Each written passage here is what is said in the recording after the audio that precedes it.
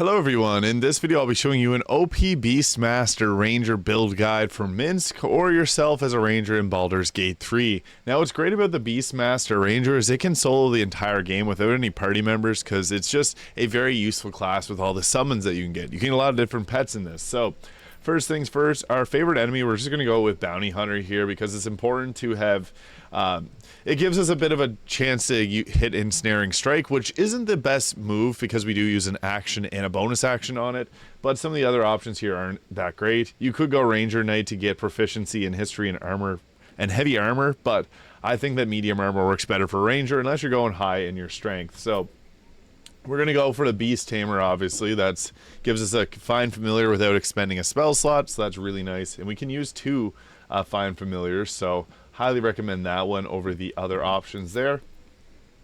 For our abilities, now, I think that dumping strength is kind of the way to go. Dexterity being our main stat that we want to increase. And Constitution, it always helps to have extra Constitution. Our Wisdom is going to be a useful stat as well, so it looks something like that. You can even probably take your Charisma down, bump your Wisdom up a little bit higher. So somewhere in the realm of that looks good for your stats. We're going to be going hard into Dexterity using Finesse weapons, so that's kind of the reason for that. I'll be getting into the armor in the end, but just a brief little look through at what we got. We want to get something like this by Act 3, but there's lots of great armor for the Ranger because medium armor seems to be in high supply, especially if we're using Dexterity. So we're going to be going a full 12 levels into the Beastmaster Ranger because that's how we make the summons very useful, and I think that just works great for Minsc. So for our first shot, we're obviously getting Ensnaring Strike because we just got the feat, or the little ability that gives us an increase to that. I also like Hail of Thorns as well. Thorns deal weapon damage. An Explosion as well. There are some other options. Speak with Animals is great, but typically you're going to have that on your party face. Minsc is not really the face of the party since you get him so late, so that's not really important to take it on him. Now, for our fighting style, we're obviously going to be taking Archery, getting +2 damage to ranged weapon attacks. There's no real other option there. Obviously, increase the armor class is great too, but this is where things get interesting. Now, the Ranger isn't like the most best class, but we're going to get into why the Beastmaster is the best. Gloomstalker is great for multi-class because it's very front heavy. For our spell, Cure Wounds can be nice. Animal Friendship can be pretty cool as well, but Fog Cloud has its uses with just creating blind spots, so crowd control is great with that. Long Strider can be kind of nice as well, but it does use up an action and a spell slot. Animal Friendship maybe just for the roleplay purposes. Now we're going to be going with the Beastmaster. So this gives us the Ranger Companion, gain a Beast Companion there as accompanies on you on your adventures.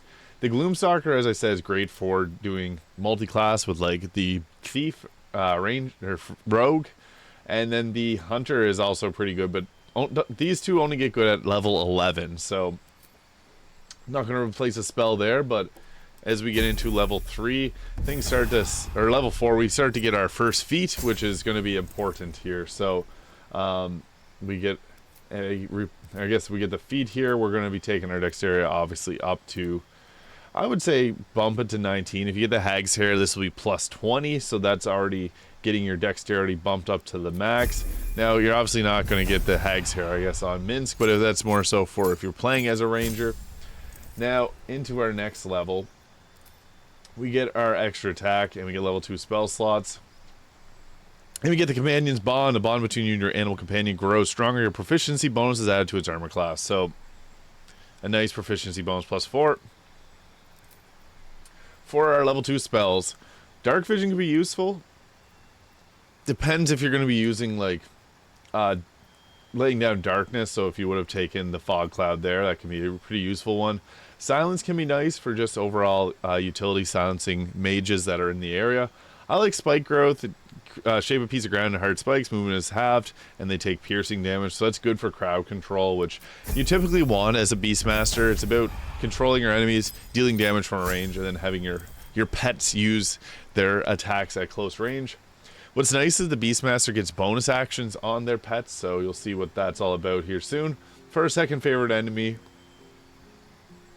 it's really up to you. We can get protection from good and evil or Sacred Flame there if you want. This one's kind of a meme. There's no sense in casting Sacred Flame. But Ranger Knight just to give us a proficiency in history, but also to give us the heavy armor if we want to change up what we're using. Now, we also got our Natural Explorer for level 2. Beast Tamer being obviously the first one we pick. An expert in navigating the wild, proficiency in sleight of hand can be somewhat useful, but resistance to damages is really nice, and I think that fire damage and cold are two of the most popular, so especially in Act 3, I would go with fire damage resistance, and cold damage is nice too, so you can take that alternatively. Now for level 7, we do get another subclass feature of Exceptional Training, which the animal can do dash, disengage, and help as bonus actions. Very nice for positioning purposes. And then for our level 2 spell slot, Bark Skin can be decent. Set armor class up to 16.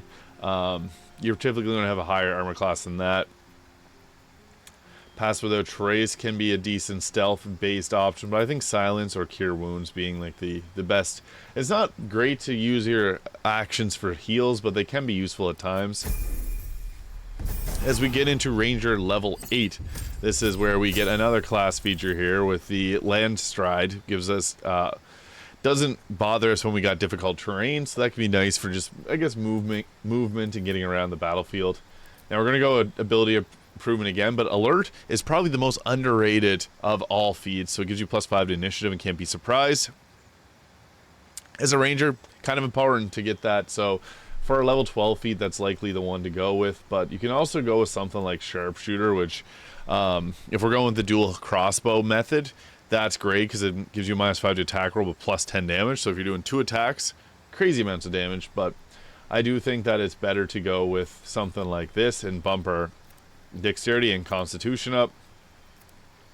So as you can see here, we go from 68 health to 76. So that's why we want that rounded off. Gives you so much more health. And you could even go a little bit earlier and change your stats to have it so that it was you bump your charisma or constitution up. But for our level 3 spell, I like Conjure Barrage, channel your weapon's essence and destructive, widespread volley. Large area of effect damage. Lightning Arrow is going to be probably our next pick here as we proceed into the Ranger level 10.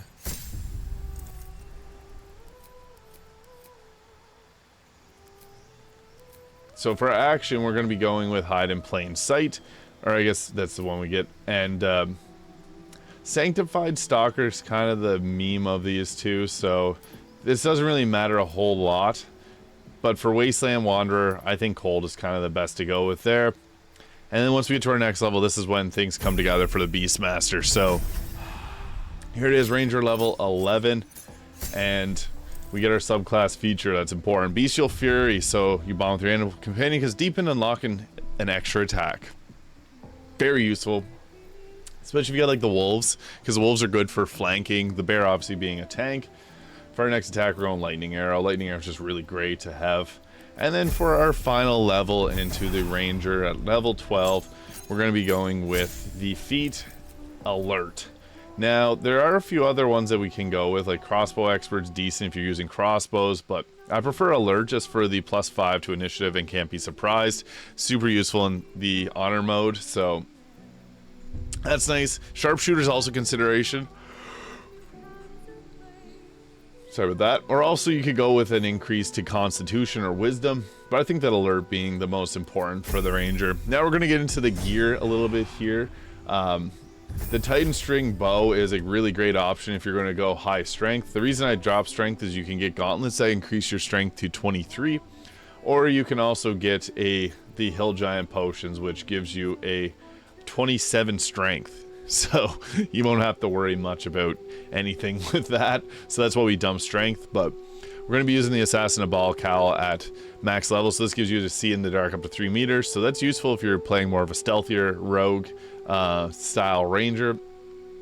Shade Slayer Cloak, while hiding, the number needed to roll a critical hit is reduced by 1. Ballast Armor gives us enemies within 2 meters become vulnerable to piercing damage, which is what we're going to be afflicting with our knife. 2 knives here, piercing damage, and then also the bow is piercing damage as well. So I like the Amulet of Balls because targets that have maximum hit points get bleeding. Large area of effect attacks that can proc easily. Killer Sweetheart gives us a critical hit after you kill a creature, which is very useful. And Gaunter Mail is our bow here on hit, possibly inflict Guiding Bolt upon the target, which gives you an increased chance of hit. You get Celestial Haste from it, and this is just an overall strong bow. I also like the ring that gives you 2 acid damage as well, so something like that looks pretty solid for a build there. Your main focus is to get as many summons in as well. You also have Find Familiar Boo, which is pretty funny, so you can pop that down. Then we got Boo the Hamster there. But also you got a lot of different summons. Ranger's Companion, you can go with the Wolf, Lunging Bite. Bear Companion's great for tanking. I like typically the Wolf for that.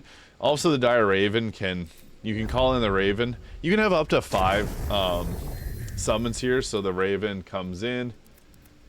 The Raven's pretty cool. And then you can use the Raven to summon another Raven. So there's the Raven. 2 Ravens. We're going to dismiss the... Oh, why do you run away? We're going to dismiss our first Raven, and then you can summon in the Bear, which can also summon in a bear. There it is. Dismiss summon. So see, we still have those 2 crows there, and then we can summon in another companion. I guess it won't let me with a short rest, but that's basically how you can get a bunch of summons and make the Beastmaster super overpowered, and just having Boo is kind of nice too. So there it is. Thank you so much for watching this build guide for the Beastmaster Ranger. I hope you found this video useful. If you did, please hit the subscribe button below, and I'll see you in the next video.